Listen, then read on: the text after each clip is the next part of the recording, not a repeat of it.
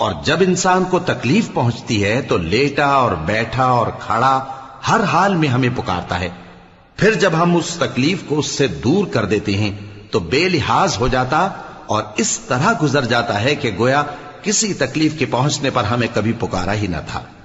اسی طرح حد سے نکل جانے والوں کو ان کے اعمال آراستہ کر کے دکھائے گئے ہیں. اور تم سے پہلے ہم کئی امتوں کو جب انہوں نے ظلم کیا ہلاک کر چکی ہیں، اور ان کے پاس پیغمبر کھلی نشانیاں لے کر آئے مگر وہ ایسے نہ تھے کہ ایمان لاتے.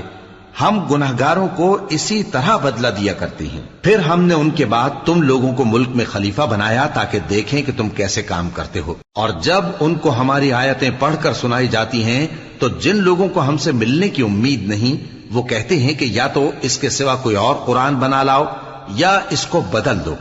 کہہ دو کہ مجھ کو اختیار نہیں ہے کہ اسے اپنی طرف سے بدل دوں. میں تو اسی حکم کا تابع ہوں جو میری طرف آتا ہے. اگر میں اپنے پروردگار کی نافرمانی کروں تو مجھے بڑے سخت دن کے عذاب سے خوف آتا ہے.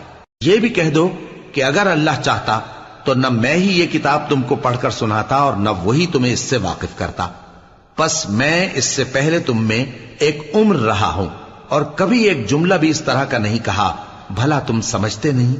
تو اس سے بڑھ کر ظالم کون ہوگا جو اللہ پر جھوٹ باندھے یا اس کی آیتوں کو جھٹلائے.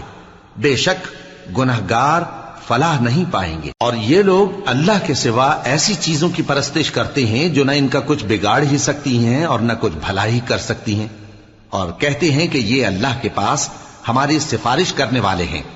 کہہ دو کیا تم اللہ کو ایسی چیز بتاتے ہو جس کا وجود اسے نہ آسمانوں میں معلوم ہوتا ہے اور نہ زمین میں؟ وہ پاک ہے اور اس کی شان ان کے شرک کرنے سے بہت بلند ہے.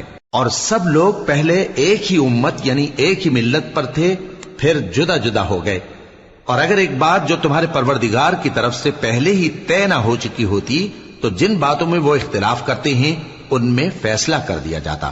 اور کہتے ہیں کہ اس پر اس کے پروردگار کی طرف سے کوئی نشانی کیوں نازل نہیں ہوئی. کہہ دو کہ غیب کا علم تو اللہ ہی کو ہے، سو تم انتظار کرو، میں بھی تمہارے ساتھ انتظار کرتا ہوں.